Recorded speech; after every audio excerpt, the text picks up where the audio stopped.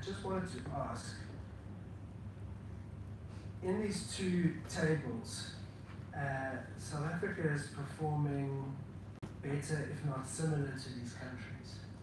And my understanding is that the section of your written submissions is speaking to competition and trying to benchmark South Africa's level of competition against other countries, which seem to be doing better in terms of pricing. And you're looking at things like market concentration, the number of mobile operators, and the market share of the largest operator. But when I look at those two tables, they don't seem to show much of a difference between South Africa and these other African and South American countries. So, I mean, does that suggest that competition, the difference in pricing that we observe across these countries is not driven by competition, or are these measures of competition too simplistic? Do you understand my question? Yeah, because I'm looking at that, and there are not a lot of red lights, it's yellow lights and green lights. Yes. Not a lot of red lights, it's yellow lights and green lights. Yes. I do get your question, and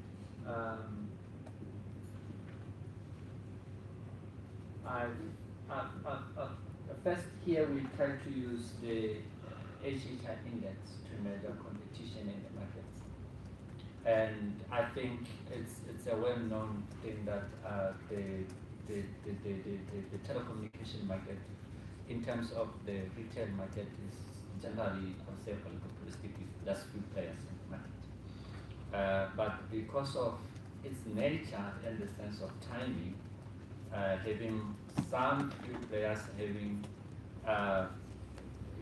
participated earlier in the market or entered the market earlier, and we've shown that there's some kind of dominance. This kind of affects all these calculations in terms of HHI index. And we show that I think in all these markets, the markets are highly concentrated, all of them that we are benchmarking South Africa with. They are all highly concentrated in terms of the HHI index, and we find even the number of players being almost similar. But then, like, your question is, like, do this then matter in the telecommunication industry? Of course it does matter. Competition does matter in the telecommunication industry. But as the market develops and we kind of get new innovations and all that, the kind of traditional issues kind of change, while pricing, because competition is, when we talk of competition here, in terms of HHI, you are kind of looking at market shares. So the question is, what will adjust market shares in a market and the price? But now, if subscribers do not react to price, it means they are probably reacting to something else. The price that we are talking about here is the price that we're probably observing or looking at. Let's say, for instance, saying, or Vodacom is saying our 1 GB data is 149. That is what we are observing. But now, as we have been talking at quality and all that, that means that when we talk of price, there are other issues that we have to take into consideration, the quality. And I think there's a new research that has been coming up, which is more of analyzing competition in terms of quality adjusted prices. Because once you just look at prices as they are offered in the market, you are likely to miss a lot of things. So rather than just looking at prices, now take into consideration quality. And then once you develop that basket, which kind of looks at quality, you are likely to see a totally different things. And like I said earlier on, because small operators in the market cannot invest in their quality in order to,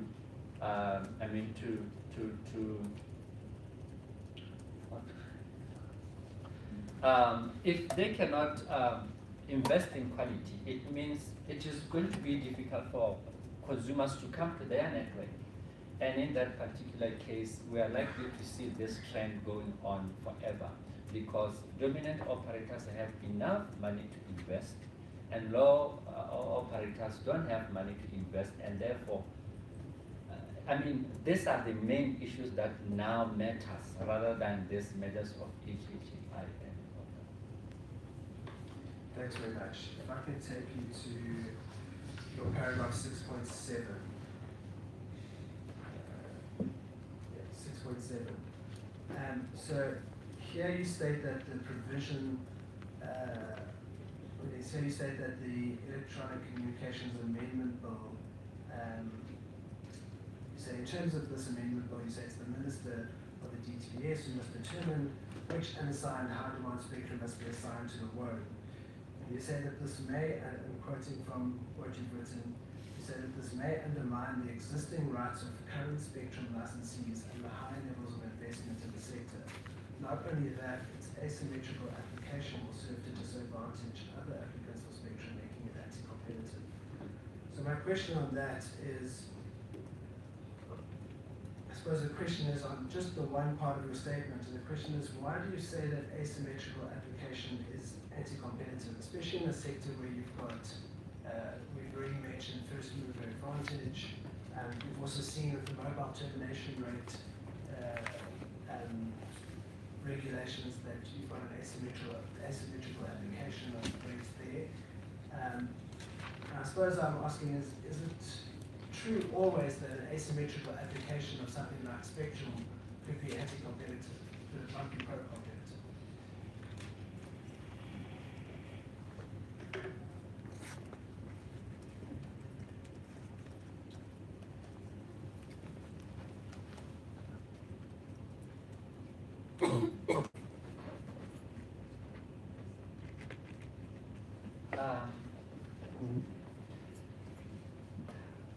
Can I get back to that question, if it's possible?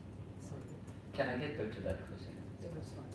Thank you. Look, we're not, we can't ask you to speak to anything that you don't feel comfortable to, so we can always follow up with written submissions. Thank you. Thank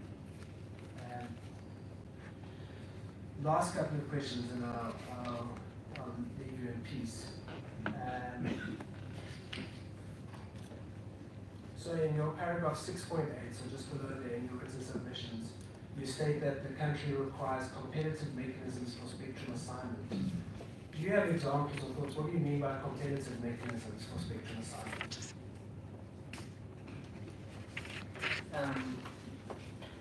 I think currently the country finds itself in, I don't know, a situation that we all know that the government was taking control of spectrum, the allocation of spectrum, and one of the things that we tried to find out is will the government, if the government is to take control of the spectrum and be the one to allocate the spectrum, would it allocate it effectively as the ICASA would do, if it was under ICASA? And I think this is what we are trying to talk to say, if we are to move to that direction, this might affect the allocation of spectrum itself. Thank you. Last two questions. In your paragraph 7.17, so a couple of pages later, under spectrum, you make a statement that says, that first sentence in paragraph 7.17, you say, creating an enabling environment for the entry of multiple players with benefits for all can be done relatively quickly and will fast-track more efficient use of spectrum. Can you maybe just expand on that? Because I suppose you effectively say that the spectrum issue can be solved very quickly and fast-tracked and it would be more efficient use of that spectrum. So I'd like you just to expand on that statement. I think, as I've mentioned earlier, I think issue of spectrum also is one of the things that actually lead to the cost of data. For instance, if currently we are the country is currently holding a effective spectrum, a spectrum that could be used for 4G, and we know that mobile operators are forced now to refarm their low band spectrum in order to provide this 4G spectrum. And this is of course an issue in terms of cost and all that. And I think let me actually say this section mostly, any elaborations that are needed, we can make them for my Africa, because some parts like the spectrum section I was making it with my other colleagues by accident, who would be much more central. Yeah, that's fine. And then my last question from my side is, Amanda Mobi presented first today. In their written submissions, they didn't talk about it orally this morning, but in their written submissions, they suggested that very small bundles, so I'm guessing bundles of less than 100 megabytes, and other bundle rates should be tracked and compared to give a greater focus on how lower income consumers are affected. Is that something Research ICT Africa has considered or could do, specifically benchmarking other bundle rates and benchmarking very small bundles like 20 megabyte bundles that affect low income consumers much more? Can you say that again? I didn't hear the first part. So the question is whether Research might consider benchmarking bundle rates across different countries in Africa. So I know you said in your presentation this morning, seems to say, from Amanda.Mobi and some of the other groups that are still to present, is to say where the problem is, or where one of the problems is on very small bundles, like a 20 megabyte bundle, people are actually consuming less than 100 megabytes a month.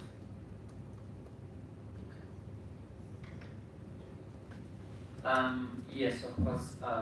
Research ICT Africa would be doing that, and we are collecting the data on all the operators that we've been collecting for the cheapest 1 GB. That is to say, we'll be able to benchmark South Africa with other countries. And I think in earlier presentation, there was something like the kind of some segregation in the market. I think we talked about it, that we're seeing operators kind of offering like competition is in the high-end product where we have from 10 GB upwards, or kind of have a competition there, and operators kind of offering cheaper products. But when you look at lower products, you don't see much of competition there. And I think that's true because from the data that we have, we see that, for instance, if we look at Vodacom, which is the main dominant operator here,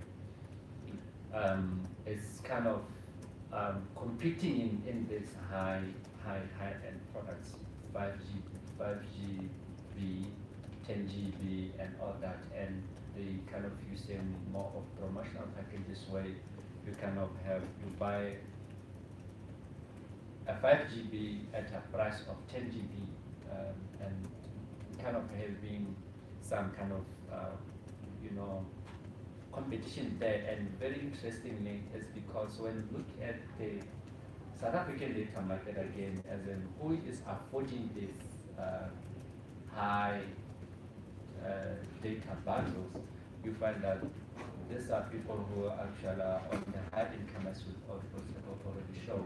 So we kind of have a market which is more of, I would say, considerate for high income earners, but very expensive for low income earners. So this is one of the things that we currently see in the market, with less competition in low bundles, but but when you come to issues of do people consume low bundles, I think it can be said in a totally different manner, in the sense that yes, while someone who is in the higher bracket of income is able to buy 5 GB of data at once at 466, for instance. The low income earner cannot afford that. But what happens is that they can probably afford a 15 rand 1 day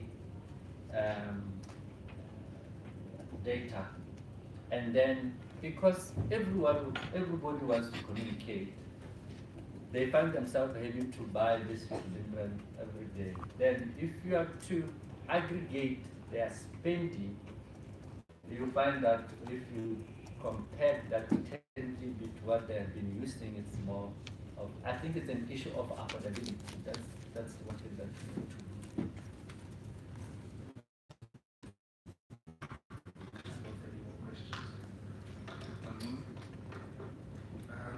Could you just turn to that slide where you had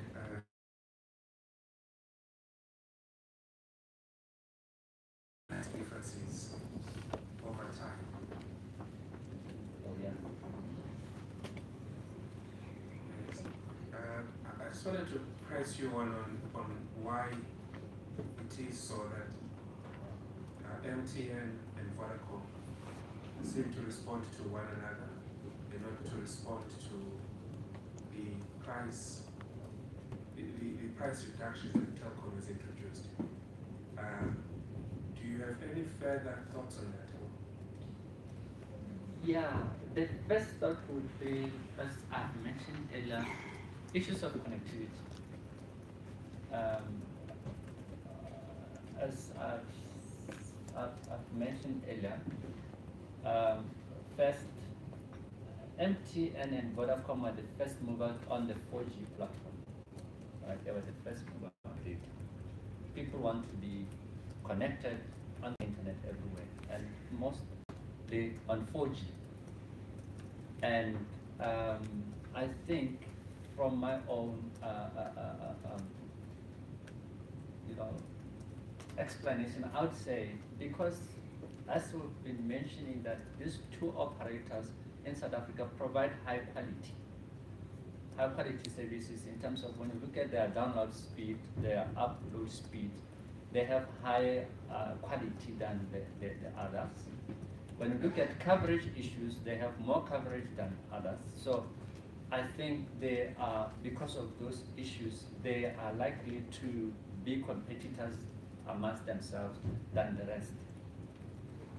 I don't know if that... That's fine. You also suggested at some point that Vodacom is the market leader, that everyone responds to Vodacom's changes. Was I right in hearing you to say that? Yes. That is not on record. Okay. Yes, you are right to say that. The reason being, when you look at the market shares of South Africa, you'll see that there is some kind of switching between MTN and Vodacom.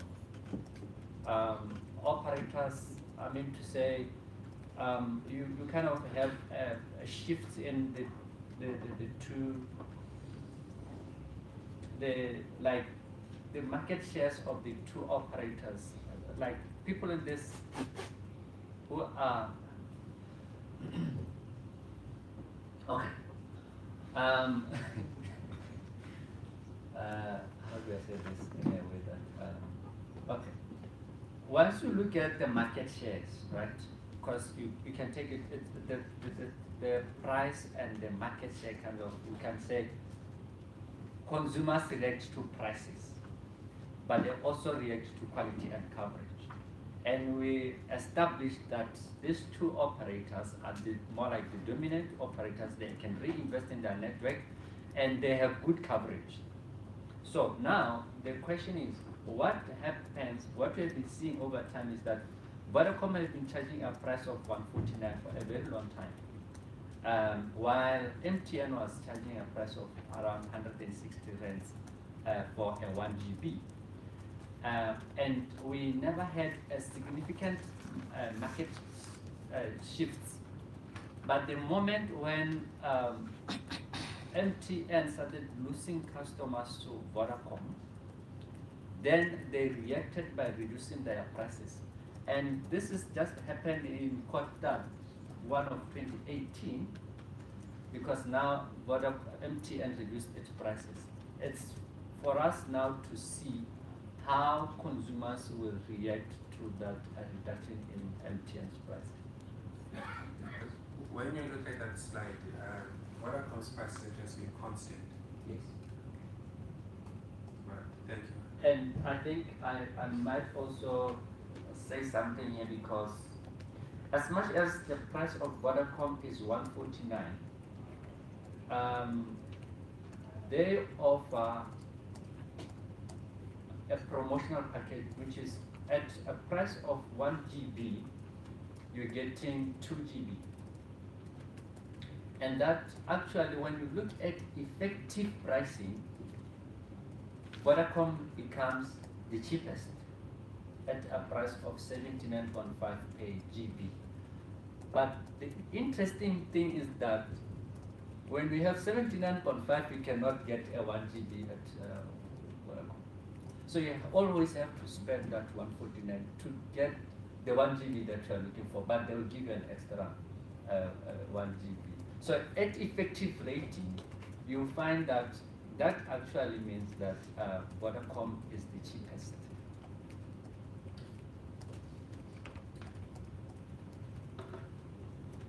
Just one follow-up on the question posed by Dr. Amunde. In your two slides, which compare pricing in South Africa with the rest of some countries on the continent and on the slide, you use the 1 GB as a contract. Will the results hold if you use other gigabytes? Will the conclusion still be the same? I think we all know that I think it will be different. To be honest, it will be, we'll get to a different conclusion, because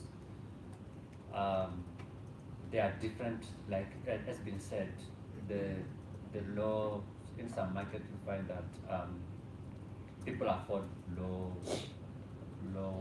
bundles, while in some markets people afford high bundles. In some markets the competition might be at a lower bundle. It will totally, I think it will change. Mr. Mahmoud? There's a slide that you showed the quality adjusted prices. Maybe we can go back to that slide. So besides speed, and I'm understanding that you use speed as a measure of quality, are there any other measures of quality besides speed that you maybe have done research on that are important to consumers? As you alluded that MTN and Vodacom seem not to be adjusting their prices to Cell C and Telkom because of quality. Is there any other measure besides speed that you think is important to consumers? That's the reason why they're not switching to other Cell C and Telkom.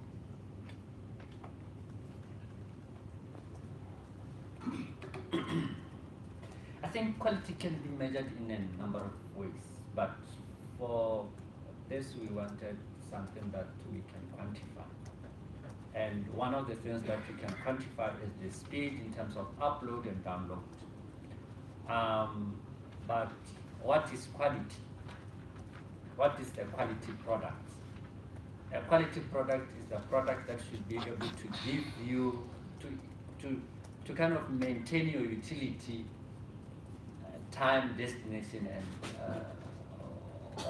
all that. And one of the things that one is to consider when dealing with quality adjusted pricing, which is, I think it's something that as Research ICT Africa, we want to develop a pricing index, which is quality adjusted pricing index. We have to take into issues of connectivity, I mean to say coverage issues, yeah, coverage would be one of the issues. The internet, the quality of internet itself, where you can measure like the ones we're doing, it's one of the things that you can also take into consideration. And then, yeah, I think those are the most critical quality coverage, and yeah, we can add that. Yeah, I think that's our most. I just one last question from me. I want to take you to your slide on the main cost drivers.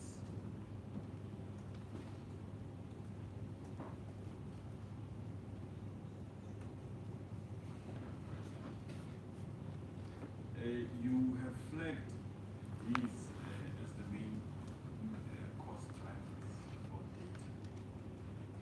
The higher end dollar exchange rate, cost of key input, constraints in terms of access to high demand spectrum and regulatory issues.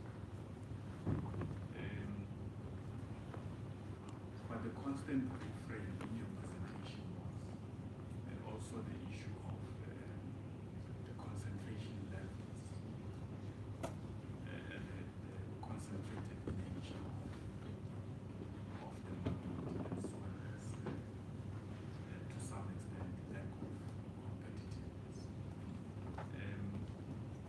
So are the concentration levels as well as levels of competitiveness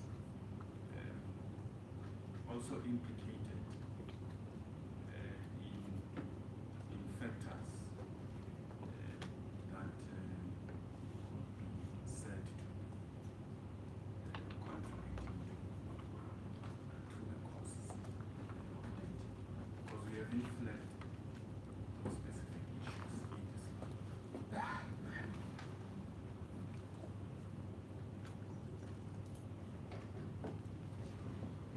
I would answer that question by, because I'm an economist, I like to make assumptions. Let's assume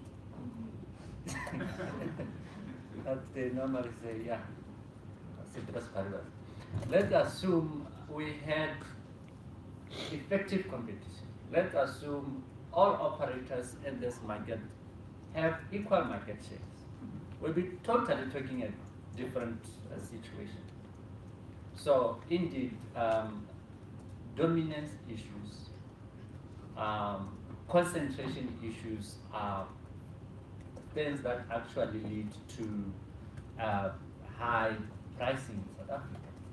Because I want to believe that if we kind of have a situation whereby Cell C and MTN was actually getting as much revenue as the MTN Vodacom are getting, we could not be seeing competition just between Vodacom and MTN, but we could be seeing competition amongst 4 players. And that will actually drive price down, because they will not only compete on quality, but they will also compete on price. But the way the market is right now, consumers, they don't have an option, but they had to pay premium and find themselves in Vodacom and Telecom, because the rest are not offering that kind of quality. But if they're offering same quality, they would opt to switch across the operators. Thank you. One last question for me.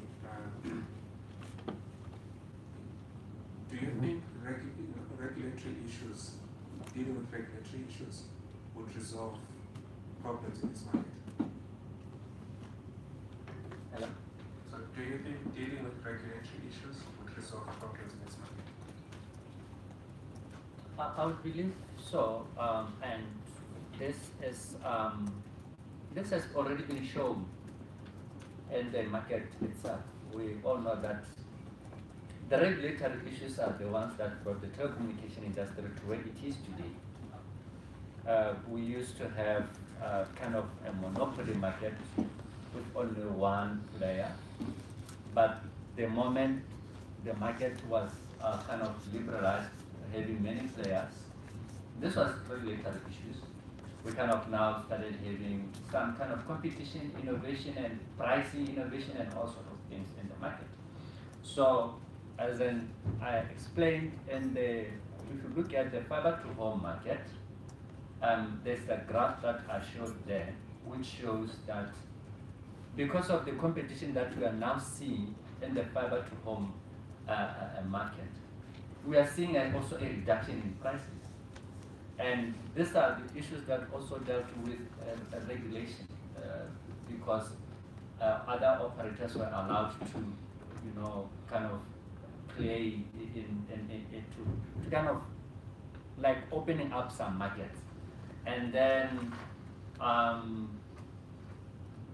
one of the main issues as captured here is that the cost at wholesale level might be problematic. And this is where regulators might have to look at and see whether the wholesale costs are cost-based. The wholesale costs to other operators are they cost-based? That would require a study to be done to actually assess that.